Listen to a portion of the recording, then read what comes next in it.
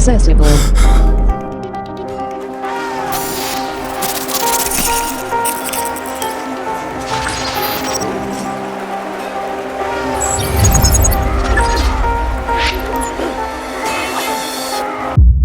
Is I was really desperately trying to learn about evolution when Richard Dawkins has this one video. Yes, this is it.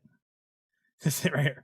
We have to watch this just because this is the video that sent me over the top where I said, oh my God, Richard Dawkins, who's supposed to be the #1 authority on evolution, cannot explain it at all.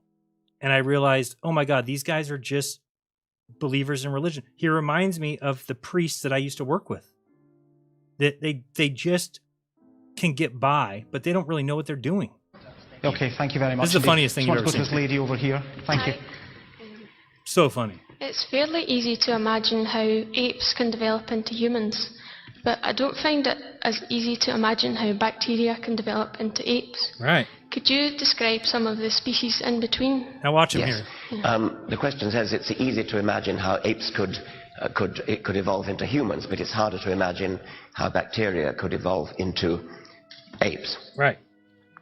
Well, one very important difference is that the time it took for apes to change into humans is a matter of perhaps 5 million years, whereas the time it took for bacteria to evolve into apes was a matter of thousands of millions of years.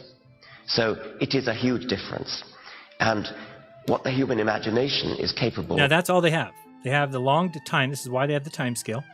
So they can say, well, the amount of time from it's so stupid. Bacteria into thinking human beings, or into a hippopotamus, or into a T-Rex. Okay?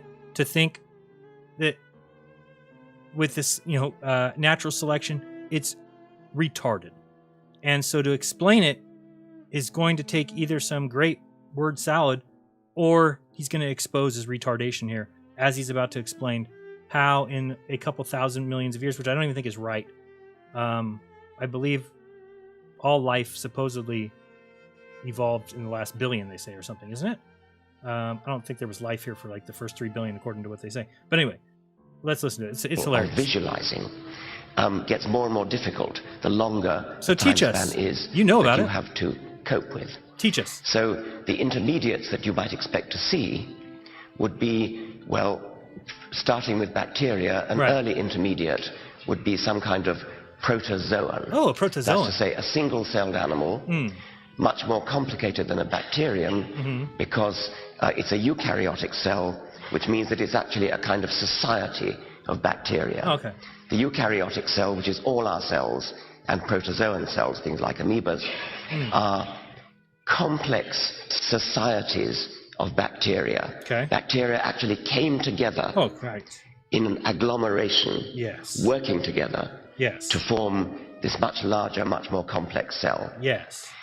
A next stage in the intermediates would be a coming together of those cells, those eukaryotic cells, to form multicellular bodies, something like a sponge. A next stage would be perhaps something like a sea anemone, which has an inside. Reminding you, no species has ever changed to a species before. It's never been noticed in science. Reminder, no bacteria has ever evolved into something other than a bacteria. But he just skipped past that. Scientific, though, what he's about to talk about. But pay no attention to the fact that it's never been shown ever.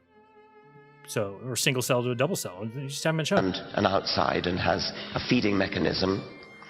The next stage would be something like a worm. Oh, a worm, yeah. Which has a front and a back and a left side and a right side. And which propels itself along the sea bottom. The next stage might be something like a fish.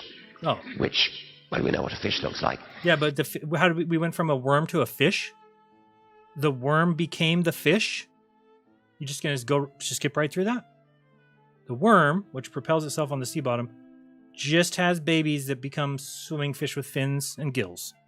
Reproductive system, digestive system. Okay. I got it. Then, much later still, some fish started emerging from the water. Right, the fish got out of the water. They just were like, I'm tired of this water. I want to be on the land. I'm gonna grow. Well, I'm not gonna grow my legs myself. What I'm gonna do is I'm gonna hope that my grandson's grandson grows a toe, and then after a couple million years, we'll have a leg, and then we'll get on the shore. And we have extremely good fossil evidence of this stage in evolution when fish emerged from the water and became amphibians. Oh, amphibians. At a later stage still, these amphibians no longer needed to go back to water to reproduce and became reptiles. At a later stage still, they became mammal-like reptiles. Instead of going along with their feet splayed out sideways. Even though we still have crocodiles and alligators that do exactly this. But anyway, this guy knows better than anybody. Like a lizard, they rose with their limbs more vertical, and they may have grown hair at this stage. We don't know whether they grew hair. They may have rose. What do you mean rose? You could just go to walking on. Why don't horses just start walking on 2 feet? What are they doing? What are cows doing? Don't they want to rise? Don't they want to get up on their? Don't they want to evolve? At this stage, and walked on all fours, and there was a magnificent flowering of mammal-like reptiles. Oh, flowering. Actually, before the dinosaurs. Oh. During the period of the dinosaurs, the mammals went rather into eclipse. When the dinosaurs went extinct 65 million years ago, the mammals started to flourish and flower and produce the magnificent range of mammals that we see today, among whom were some rather shrew-like ones who went into the trees. Monkeys! And became adept at swinging through the trees. Yes. Some of them became adept at swinging from their arms rather than their legs. Oh. It's called brachiation. Oh, brachiation. And they lost their tails. They became the apes. And that's where you wanted me to stop. Yeah. Wow. You're right to everything down. What a good job. What a good job.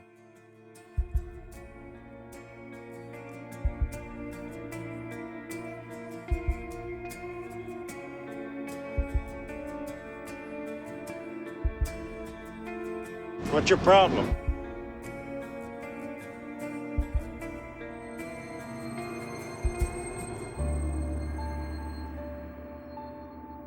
I said, what's your problem?